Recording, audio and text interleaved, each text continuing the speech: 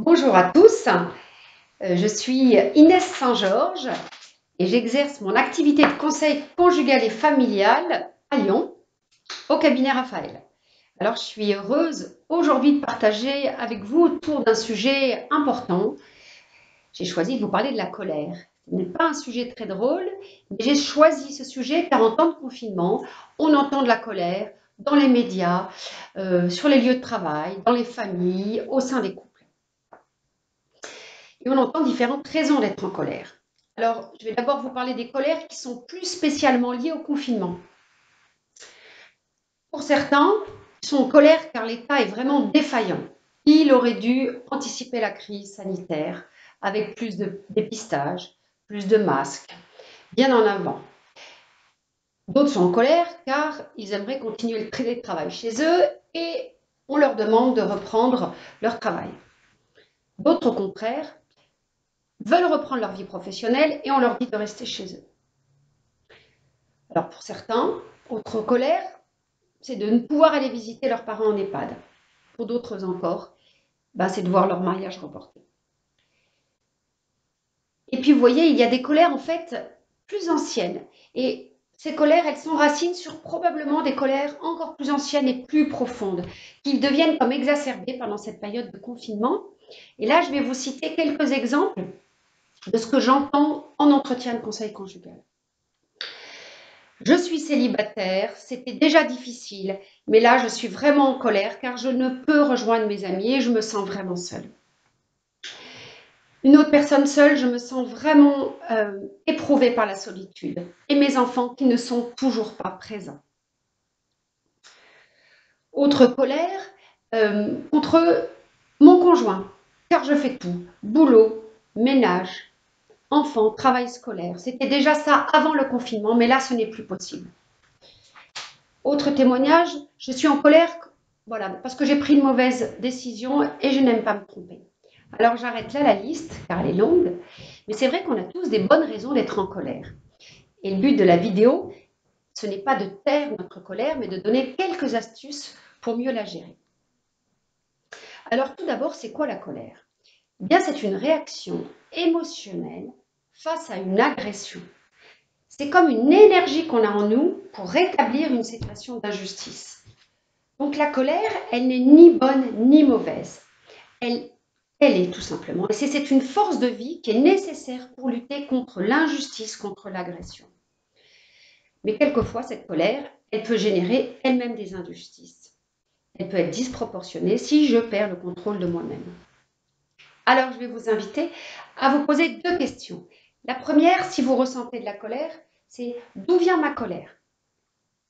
Parce que vous voyez bien qu'en fonction des personnalités, des histoires de chacun, des blessures, nous ne nous mettons pas en colère pour les mêmes raisons.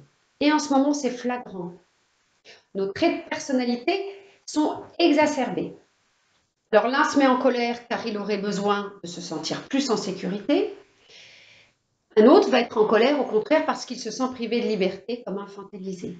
Vous voyez bien comme cela vient toucher quelque chose en nous de plus profond. Autre question à se poser. Ma colère est-elle mesurée, contrôlée dans son intensité? Pour certains, elle reste bien intérieure, bien enfouie, mais pour d'autres, elle sort avec force. Souvent, ces personnes qui s'expriment avec force leur colère disent après « Ah, mais c'est mon mode de fonctionnement, c'est sorti, après ça va mieux, c'est oublié. » Mais voilà, mon conjoint, mes parents, mes proches, comment vivent-ils ma colère? Je suis responsable de la manière dont j'exprime ma colère. Mes mots employés, le ton, mon regard, mes gestes ont un impact sur mes relations. Et donc, c'est bien à moi d'apprendre à la gérer.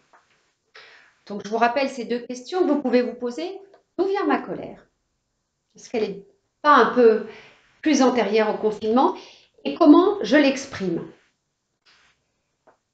Je vais vous donner quelques petites astuces. Alors, la première astuce, facile quand même à mettre en place, c'est mon corps m'envoie des signaux au moment où la colère monte. Je peux apprendre à les repérer, ces signaux, dans ma gorge, dans mes bras, comme si une tension montait. Deuxième astuce, comment faire baisser la pression? Je change de pièce. Si j'étais assise, je me lève, je marche, sortir. Je fais des exercices de respiration pour faire baisser la pression. Puis après, j'intériorise un temps de recul avec moi-même pour nommer, accueillir, repérer les lieux, les situations, les personnes qui me mettent en colère.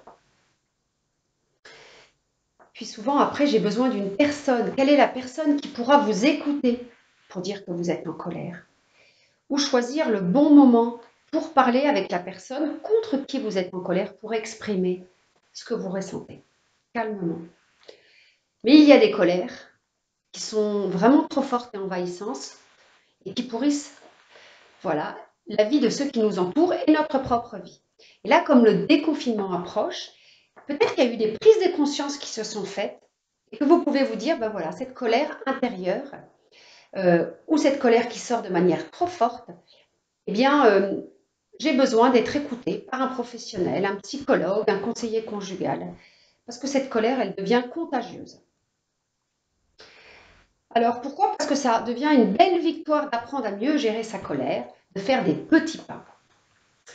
Alors pour finir ce temps avec vous, j'ai envie de dire, voilà, utilisons cette énergie comme une force de vie qui construit. C'est vraiment ce que je souhaite à chacun de vous. Je vous remercie et je vous dis à bientôt.